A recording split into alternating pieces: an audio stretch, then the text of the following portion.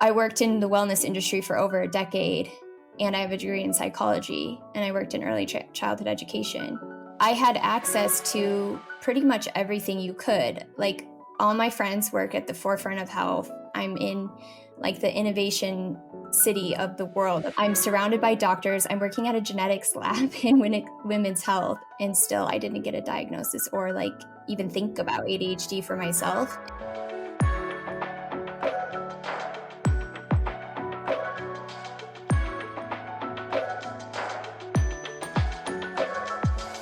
Hello and welcome to Divergent Paths.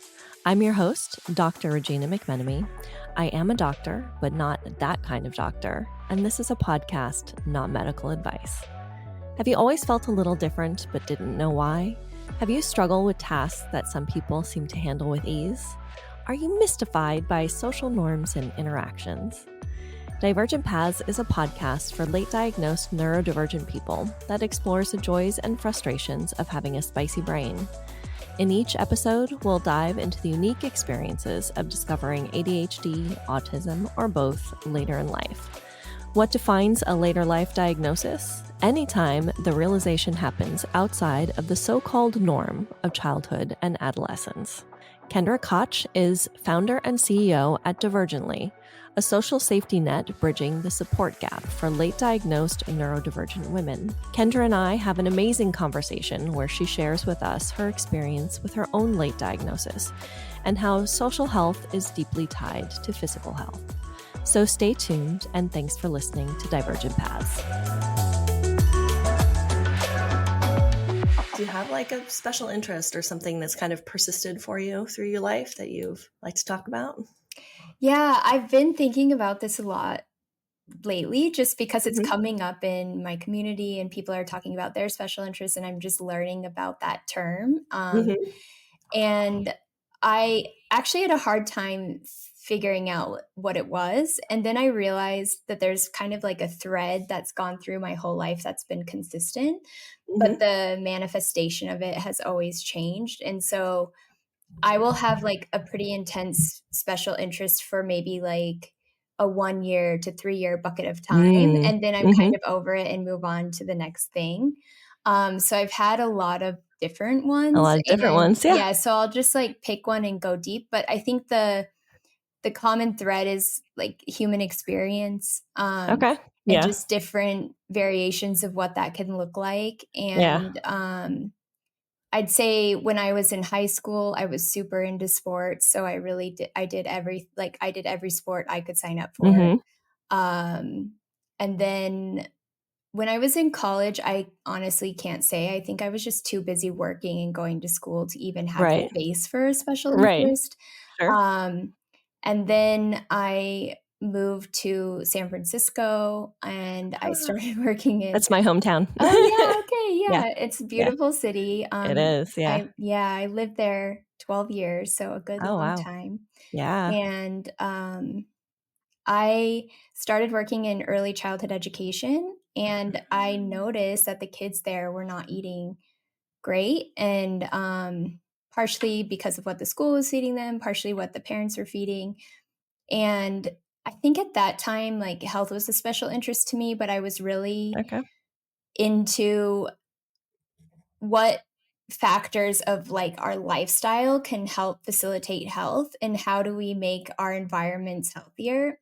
And that's probably a theme that's gone through literally everything I've done, from the sports I mentioned in high school to now I'm building a community space Right.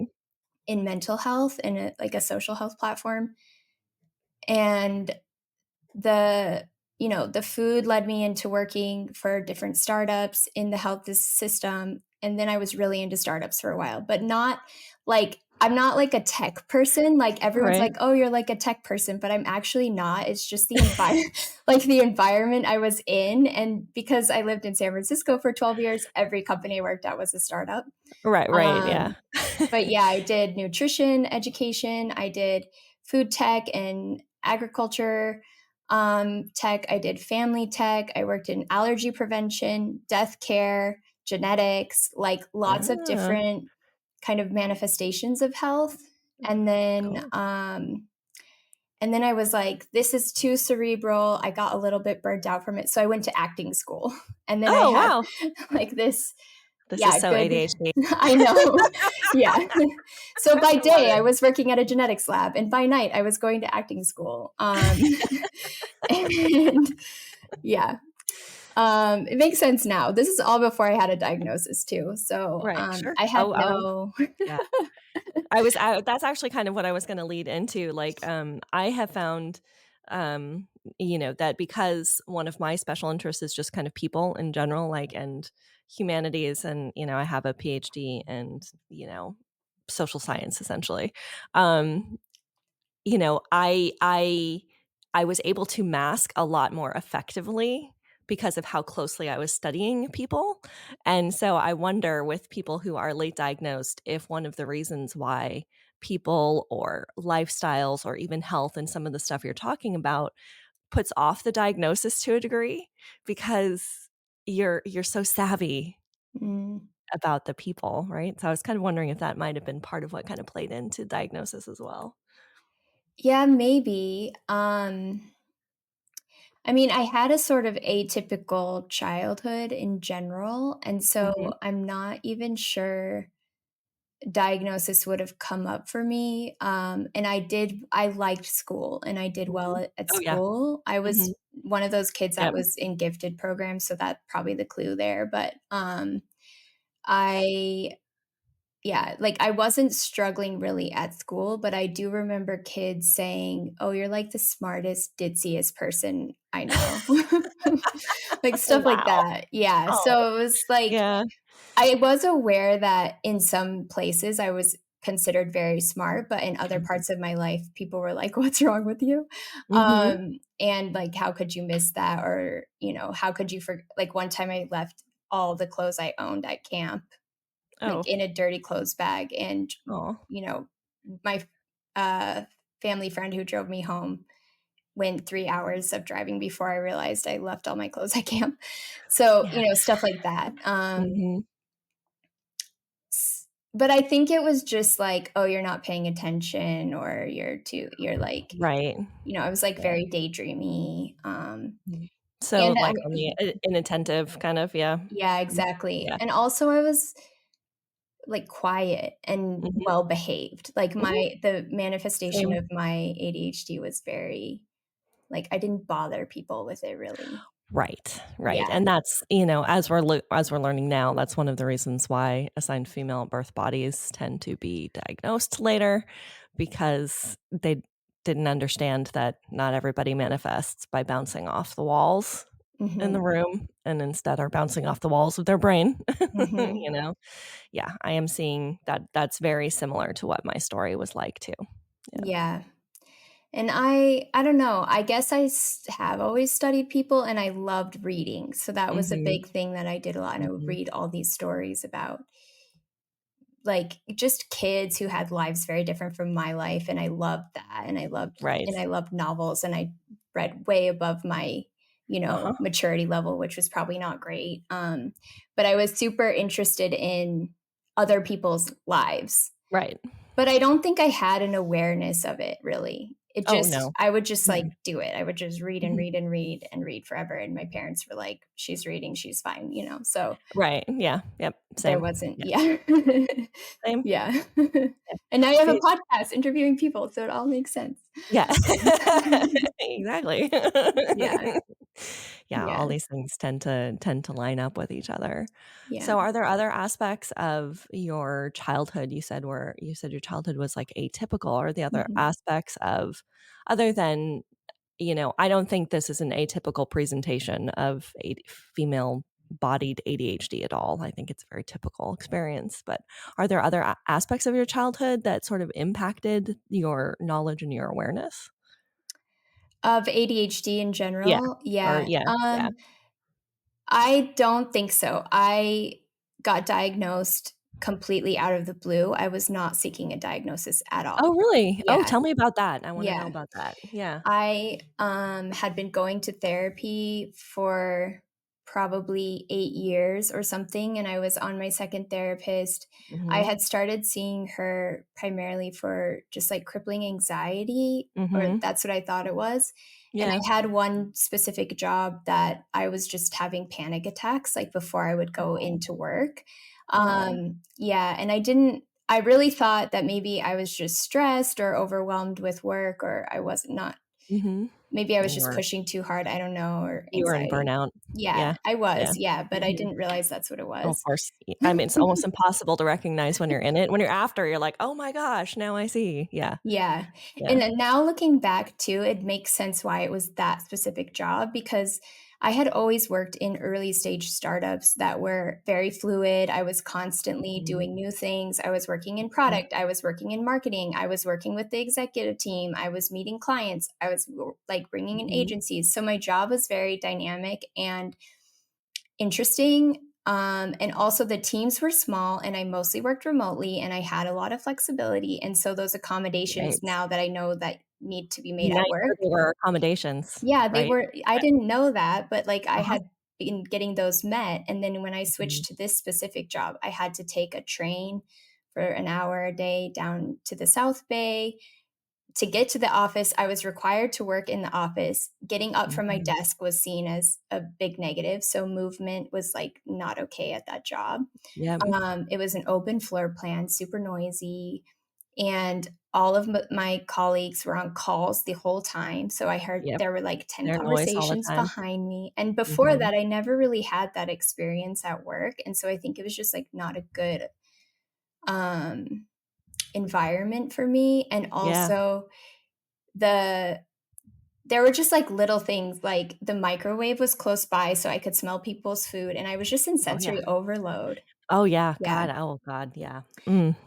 yeah. So I'm sorry, you just brought me back to, like, a time I worked as an adjunct instructor for so many years, and when you're an adjunct, you're sharing an office with 20 Mm. other people, maybe more, depending on your department, and there was so often that I would be in, this corral of, like, little tiny desks shoved in a room in a corner where nobody could Mhm. see you because nobody wants to see that there's 20 adjuncts carrying the university. That's another podcast. But, somebody came in one time with, some kind of fish that they had heated up Oh. in the microwave, and I nearly died. I was like, "I cannot function in this room," and I didn't have the have to stay at my desk. I just got up and left because I had lots of autonomy in that job. Mhm. But I know exactly what you mean about that, you know, all of those are triggers, like, all one of the 5 things you just listed are triggers, Mhm. like, and to have all of them at once. Oof, Yeah. yeah, Now looking back, it's so obvious, but when I was right, in it, I had no of course. idea, so I go to therapy Mhm, for anxiety, and I saw her for quite a while, and during that time, I had switched jobs, good, yeah, and it was better, and that's around the time I think I started acting too, so I had this kind of physical outlet, which was really good for me, like, acting is mhm, very somatic in a way, yep, and that's yeah, actually where I learned about somatics was in acting, um, but I was in San Francisco, so I was walking a lot too, like, mhm, I didn't have a right, car, I walked everywhere, so I was getting exercise, that's I was, good, like, yeah, meditating every morning, I was eating really healthy, I was doing all the right things, getting good sleep. So I was doing pretty well, actually, and then I got pregnant, and my mm, therapist was like, "Oh, by the way, you have ADHD," and I don't know for sure because we didn't discuss it, but I feel like she knew the whole time. But right, she told me when I got pregnant because she was aware that that would change my ability, like, all these things I had put in place, exercise and meditation, the sleep, the routines. When all you of have it a comes baby, like, crashing say down. goodbye to all of that. Yep. Yeah, and when So, you're yeah, I wasn't diagnosed before I had my daughter, and, yeah, I would very much point to that as the time when everything fell apart, like, because mm, I couldn't like, exactly like she said, or, she intended for you, all of the accommodations I had built into my life, not recognizing they were accommodations, went away. yeah, Yeah, yeah. I'm yeah. glad you got some warning. I know, but Well, I the did. timing of that is a little hard because, like, you're already going through, like, being pregnant, that like is like this long transition into motherhood, right? Like Mhm. it starts as you go through the whole process of growing a person in you, and like to have to transition into understanding that your brain is working different and you have been accommodating yourself your whole life, and this is why you feel so stressed and why you're so burned out, I imagine was a lot. It wasn't at the time. It Okay. was the pandemic also, Oh, wow. and Okay. so but Wow. actually yeah, I know. Sorry. It's okay. Like the I know. stacking is just like, I ow, know. ow, ow, ow. Yeah. But weirdly, like, in the pandemic, maybe it's not so weird, I was okay. Like, it Well, was yeah, I mean, the external things are taken away from you, so exactly. yeah, Yeah, yeah. and I think in a way, I got lucky being pregnant at that time compared to people that I know who had like Right. teenagers or Right, school yeah, age kids. If you're gonna have a yeah. kid, like that, she was protected in my body. I had like a lot of space and quiet. I could rest. Mhm. Like it wasn't horrifically bad. I think it was That's good. isolating in a lot of ways. Right. I was really lucky to have um, care from a group of midwives at a birth center. So they were able to like close the birth center and see one patient at a time. So like I was able to get better health care than if I had been primarily being seen at a hospital. So Mhm. considering all the things that were really terrible and hard about the pandemic, I feel like I got very lucky. Awesome. Um, And I didn't really take my therapist's warning that seriously. Like she said, "Oh, you have ADHD, you should learn about neurodivergence." She gave me a book called Divergent Minds, I think it Oh, is. yeah. Yeah. That was my book that found that yeah, that's mine that put me on this path too. Oh, interesting. Yeah. Yeah. Mhm. Mhm. Um I read it and I think I just read it and was like, "Hmm, interesting." And You're also like, "Oh." didn't really Yeah. put too much on it. And then I had my baby. We moved to Atlanta. We moved From San from Francisco? San Francisco. Oof, Yeah, okay. it was a big culture Wow. shift, Yeah. and, we moved into a house that had mold, so I didn't like, that Oh, boy. made me really sick, and Mhm.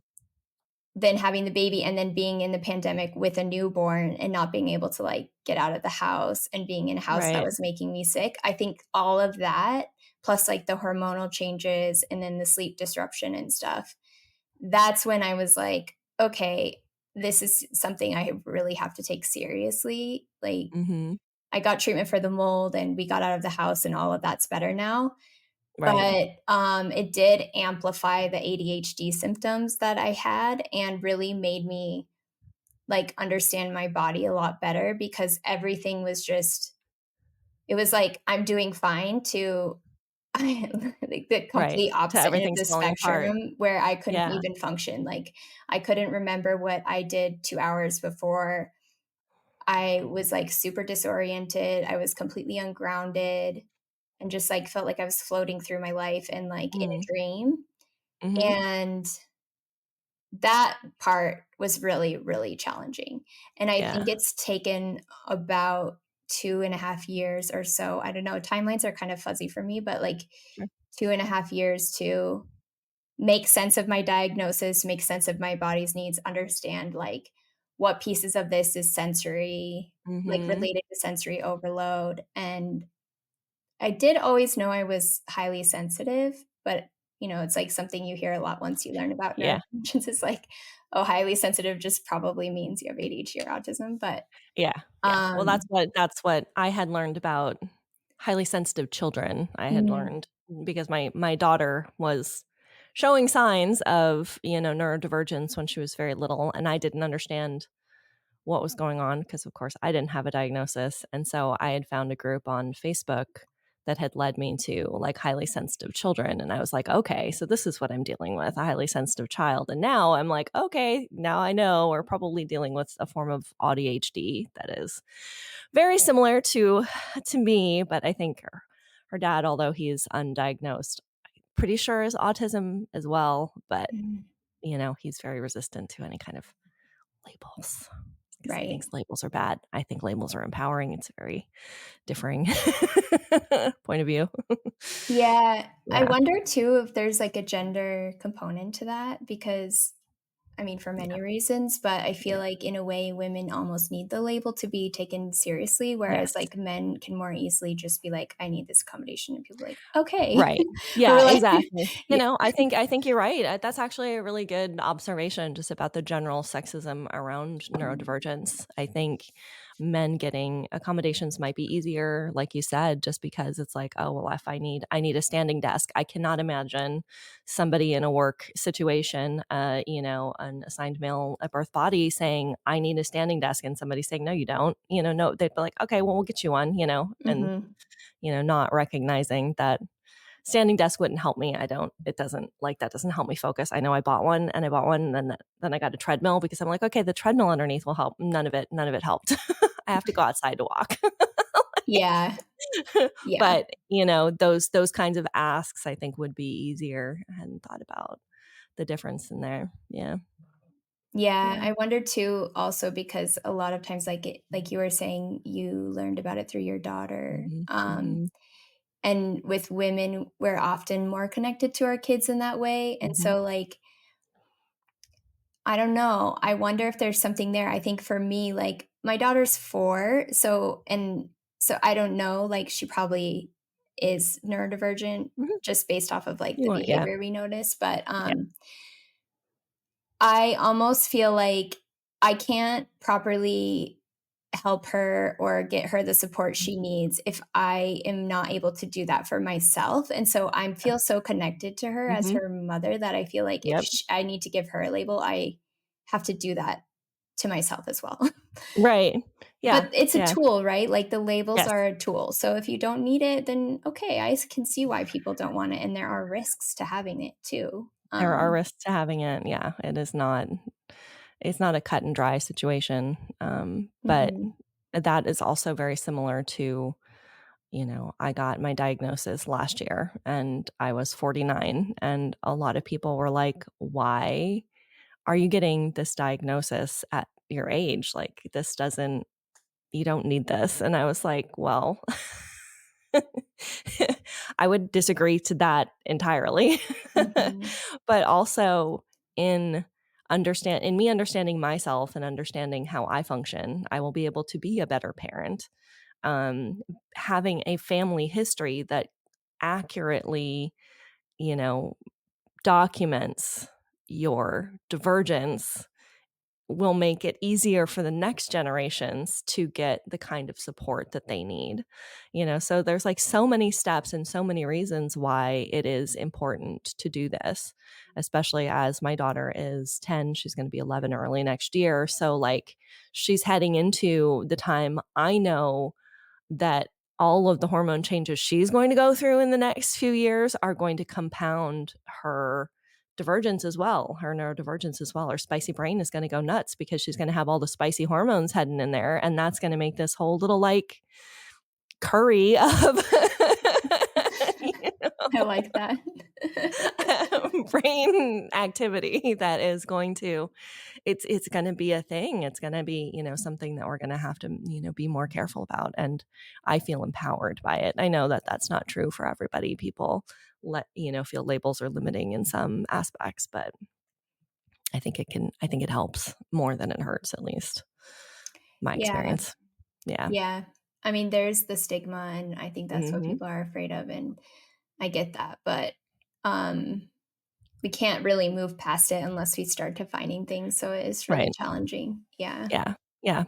Yeah. That's I think that one of the reasons why I wanted to talk to you was because of the recognition that you had and the community you're building. So tell us a little bit about Divergently and like where in your story that comes from, because I have a feeling it's kind of like tied into kind of right where we're at in Mhm. your evolution here. Yeah, for sure. All that stuff that I went through with the mold Hmm.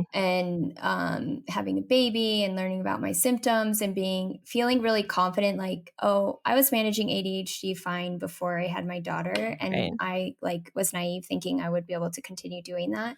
but I couldn't. And when I was kind of forced to like take a break and heal, Mhm. I also probably was in burnout. I was like co-founder of a different startup and just it was just all way too much. Um, I literally stripped my life down to a blank slate as much as a person can. Because we had the mold, we moved and Mhm. we threw away everything we owned because if we didn't want to like bring mold spores with Right. us. Absolutely. I Yep. left my startup. I took about 4 months off just to get better. And Mhm. when I was at the previous startup, I was trying to get out of the wellness industry because I was feeling a little bit burnt out, like Fair. frustrated that I worked in the wellness industry for over a decade and I have a degree in psychology and I worked in early childhood education. And still, I didn't get a diagnosis or like even think about Right. ADHD for myself. And Right. Yeah. that I was thinking about that a lot as I was healing. Like, how come the one thing that's actually helped me Came was so just late. like, yeah, it Yeah. came so late. It Yeah. was not something I thought about. I feel like Mhm. I got lucky in a way. Mhm. Um, and I had access to pretty much everything you could. Like all my friends work at the forefront of health. I'm in like the innovation like city of the world, Mhm.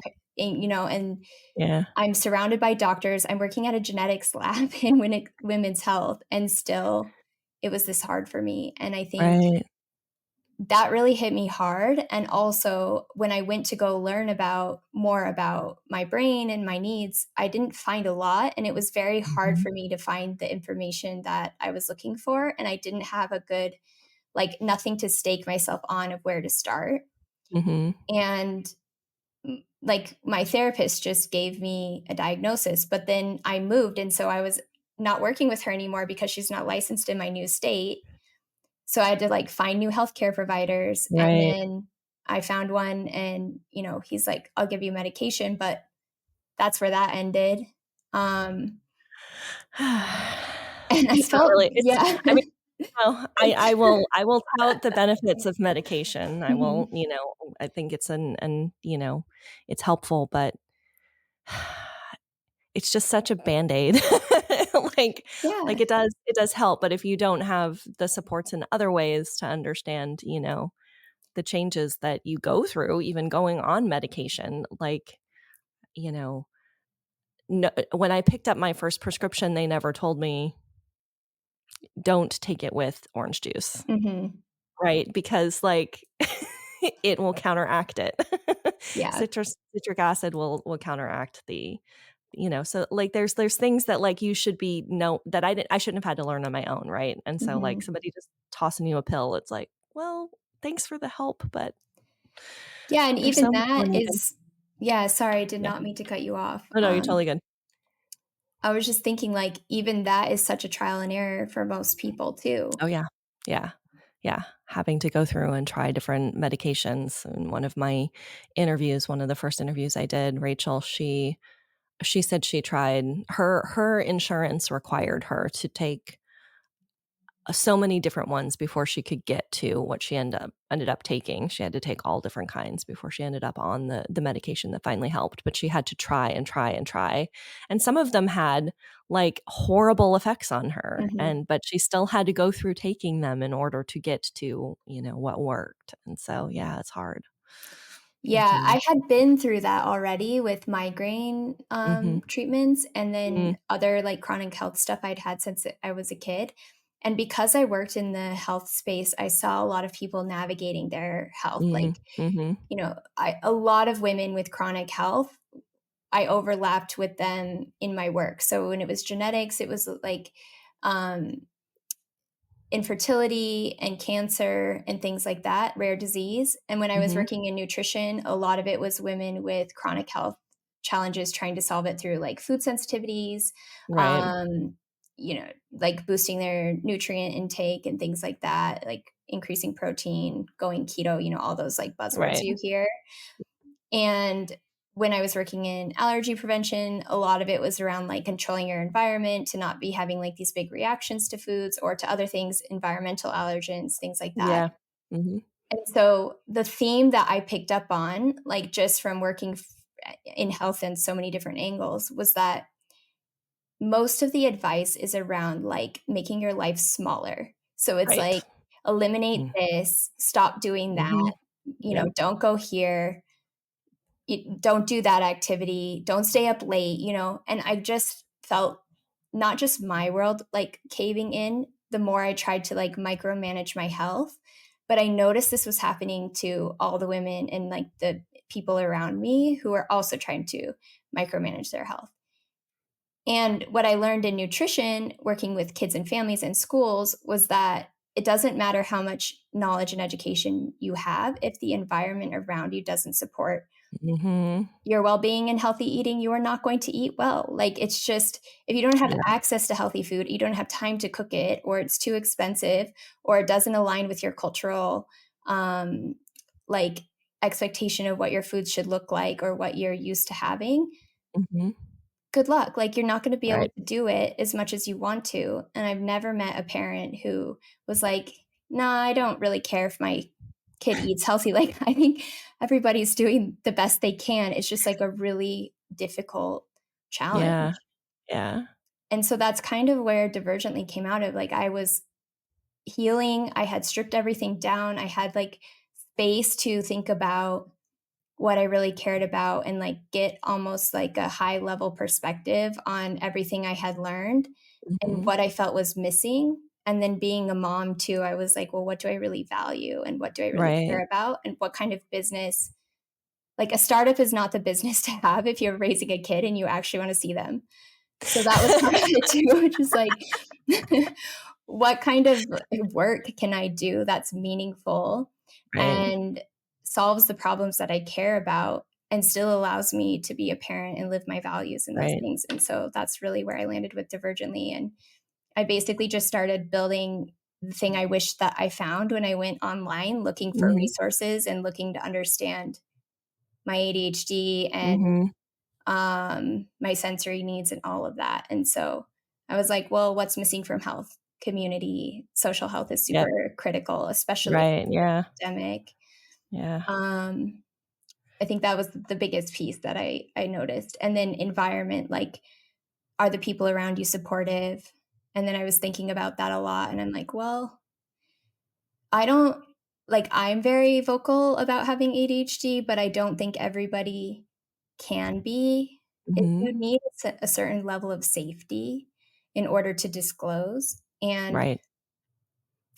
um, in certain jobs, I would have never, ever disclosed. It would have been a huge risk to my career Right. and the way people perceived me, and Mhm. so that was Yeah. also part of why I wanted to create a space, which is like, if you are newly diagnosed and you're still figuring out what that means for you, even if you're not newly diagnosed, like, if you're just thinking about it, who can you talk to? And not everybody can talk to their spouse or Right. their Yeah. parents even, Absolutely. or their Yeah. friends or their workplace. So it's like, come talk to other women who are going through it. Right. And then the other thing I was thinking is missing is information that you can trust, which is something that really bothered me about the health space is, like, you can do paleo, keto, there's a million different diets, gluten-free, Right. vegan, and they're all right for they're all right, like, for individuals, depending on what your individual needs are. But Mhm. at the base of all of it is, like, eat food that's food. Right. You know?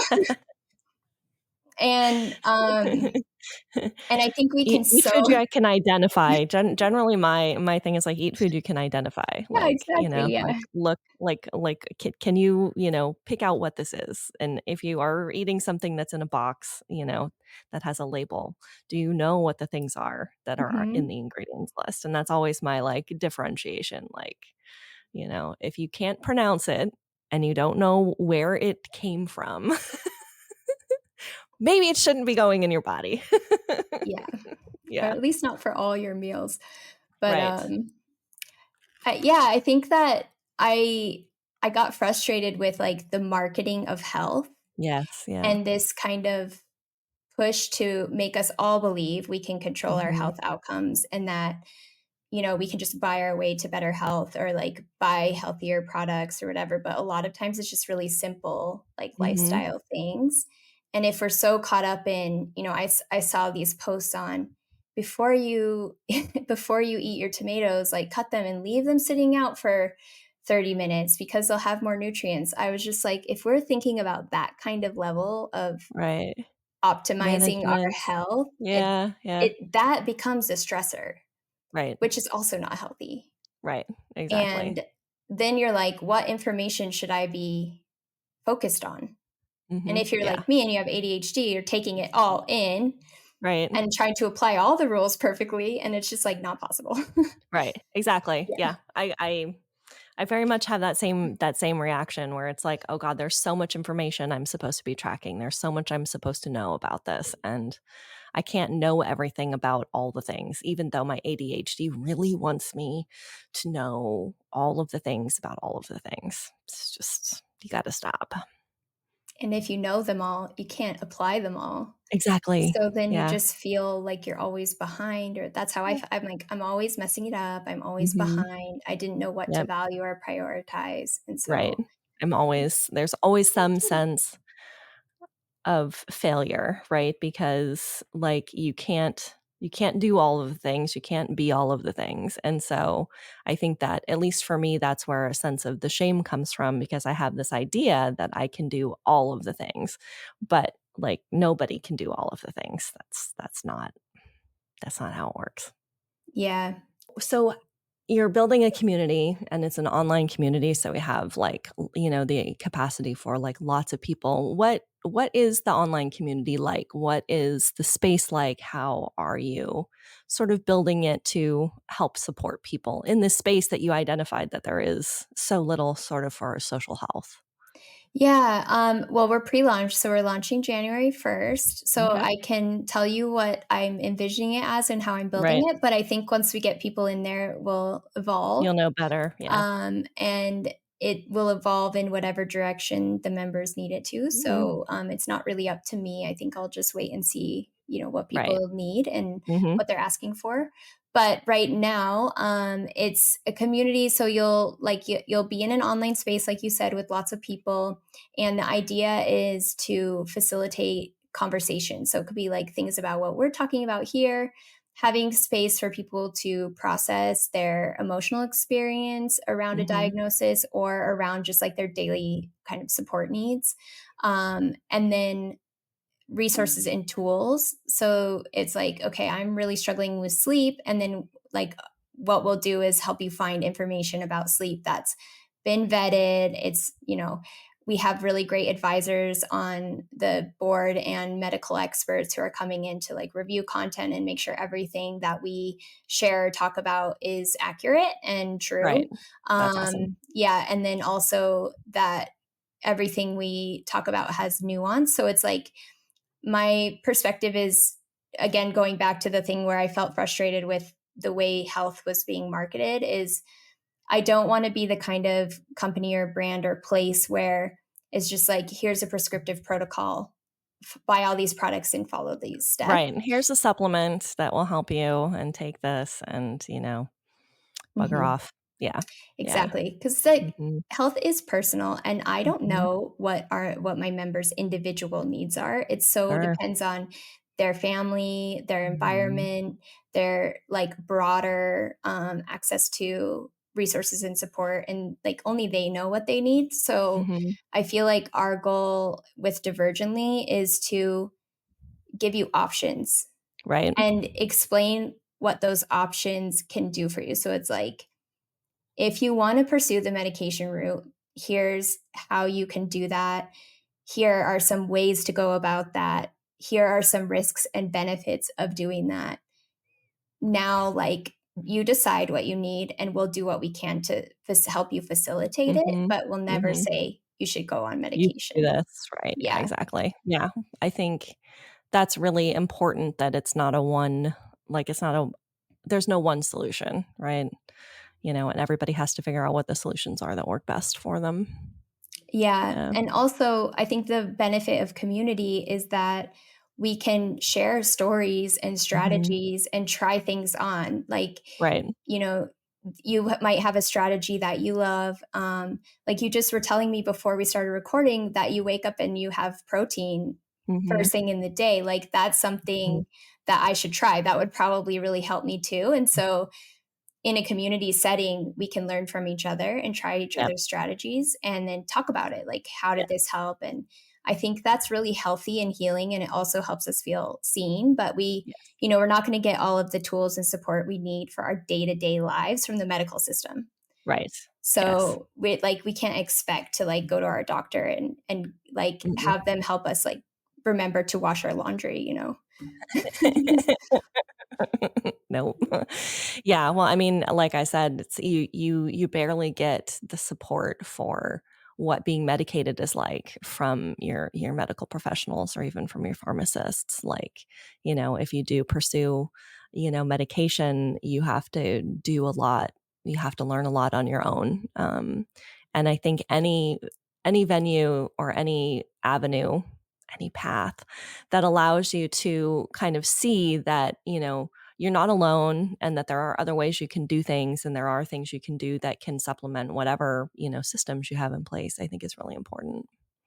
Yeah, and then the access thing is the other piece that we're trying to build in, so it's like, if you need an evaluation right now, I get a lot of questions like, "Where do I go? How do I Mhm. get one?" And then they're super Yeah. expensive, and how do I Mhm. navigate all the forms and all of that, and so, Yeah. um, Yeah, we're there's a lot involved, yeah. Mhm. yeah. So we're working on bringing in partners that are vetted and verified. So it's like, here are some places you can go, and just That's to make it fantastic. more accessible. And then Mhm. if there are products, making them more affordable by providing partner discounts. And then um, for things like if you want to like have a therapist, answer some questions, we have a therapist who's going to come in and do like a Q&A. And so just Cool. making things that normally are expensive, time consuming, difficult to access a little bit more accessible. Yeah. Um, yeah, Awesome. so those are my goals. Yeah, I love it. I Mhm. think I really I can't remember exactly how I came across no, I did. I came across you on Threads, and it was just one of those things that just kind of, like, popped up, and I'm like, "What is this?" And let me take a look, and then looked into the conversations that you're even having now on social media, which I think is really important, that we have places like that and that you can grow into it. I love the idea of taking something that kind of started grassroots, like in, social media and building it into a community that will really be support that a lot of us really need. Yeah. Yeah, and I love social media and I love those connections, and then, like, finding people like you through social Yeah. media is Yeah. amazing. Yeah. And even it goes so much farther because I was listening to your podcast and then I discovered all these other people that you've Yep. interviewed, and so it's Yep. just a really Mhm. cool ecosystem, but then there's this downside of trolls and some of the nasty conversations that come up and Mhm. the misinformation, and so I think one of the nice things about community space is we can monitor that more closely and we have more control than we would on like a social Yes. media platform. And Right. so, if people are being nasty, like I'm not above kicking them out. I'll just be like, Right. you can't Yeah. be in this space. Like Right. Right. that's not what we do here. Yeah. And if there's medical misinformation flying around, we can address it and have a conversation around it or Yep. remove it because like that's not Versus good yeah. either. Yeah, versus just open social media where anybody can have, anything and can post and, not sources aren't vetted and, you're relying on your communities or your connections being mindful about what they're sharing and as we have seen, most people are not. Most people don't take the step to make sure that the meme that they are posting is accurate, right? Or the link that they're sharing comes from someplace, vetted or uh, that has some sort of credibility.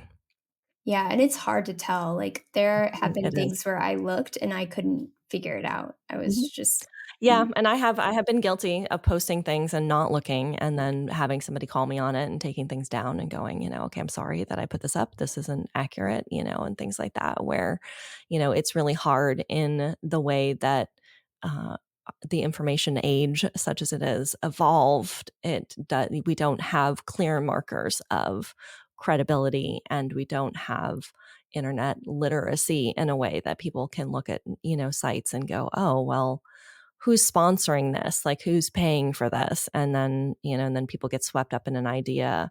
And if you're preying on people's fears, or, people want easy solutions, and that's what you're presenting for the low, low price of my supplement for $49, whatever it is that they're selling in the end, people don't make those next steps in the critical process. And I really appreciate the idea that Divergently will help with that, because I think just being in a community where people are going to be more mindful of that. It's like when you raise the water, all the ships raise up, right?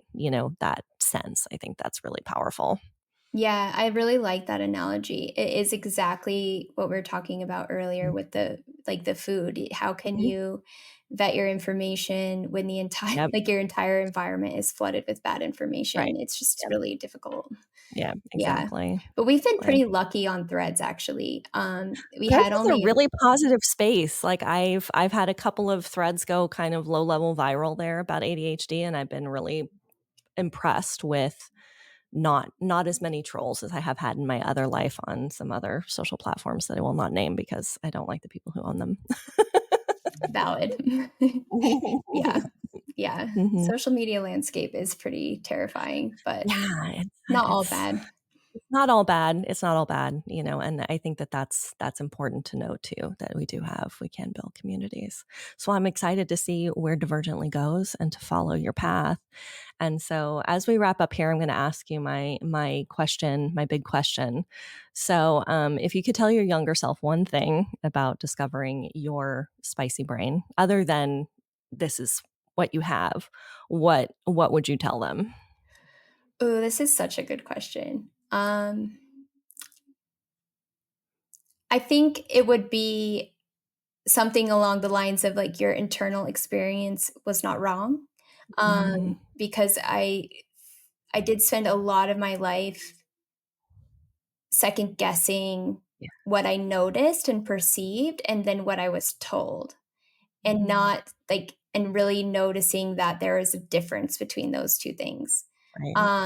Now that I'm like nearly 40 and I've had lots of experience and I understand neurodivergence more and the connection between pattern recognition and high sensitivity and all those things, like, oh, I was not wrong all those Right. times. Yeah. I just was thinking in a longer term time horizon and with more information like perceived than the people Right. around me, or what I was noticing was threatening to the people around me, and that's why I was being shut down.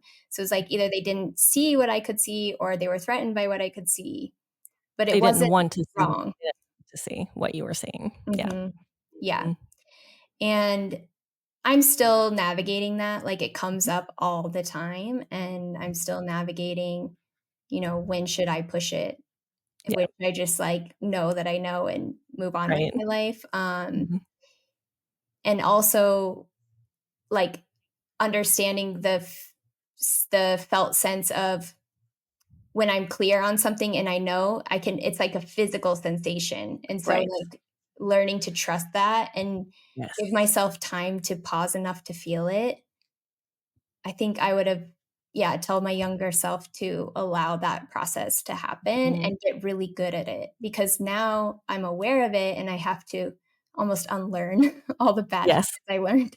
Oh, absolutely. Yeah, absolutely. That's beautiful. I think, the process you're describing, I think, is, like self-gaslighting, right? Where we have been given so many signals that we shouldn't perceive what we perceive. And if we do perceive it, we shouldn't talk about it. And, all of that. And I think coming from, a neurospicy space where you see so much and you see so many patterns, and it can be threatening to people. It can be threatening to the status quo when you're like the person who's going to just point out and say the things. Like I have many memories of my childhood saying things I wasn't supposed to say and learning not to say them, not learning, that they were accurate, but learning that it was bad to say them and to voice them, and unlearning that it is the work.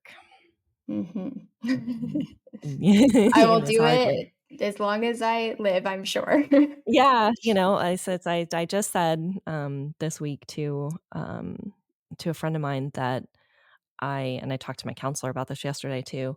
I don't trust people who say they're healed, like past tense, because I don't really believe that our traumas stop affecting us and our difficulties and our patterns. If you're breaking out of patterns, I don't think you get to be healed past tense. I think it's a lifelong process of recognizing how it continues to impact you. That's really wise. Thanks. Yeah. It's taken some time to get here and to recognize that it is a path that I will, be continuing on, but I think it's valuable. So. Definitely. Yeah. Well, thank you so much for chatting with me today. Let our listeners know where they can find you and they can find out information about Divergently. Yeah, Divergently is at Join Divergently on social media platforms. We're most active on Threads, and then our website is joindivergently.com. Right now, if you go there, you'll be added to our free newsletter and waitlist for the community, and the website and community will be live by January 1st, probably earlier than that, but great. Well, thank you. Thank you so much.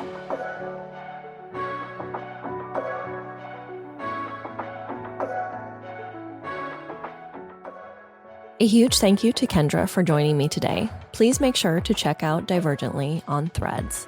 It's such an exciting project, and I'm so glad to support it. Make sure to subscribe to Divergent Paths podcasts wherever you listen to podcasts, and like and leave a review, and share with your spicy-brained friends, and perhaps those who love them as well. Follow us on Instagram at Divergent Paths Consulting, no spaces. And until next time, stay spicy.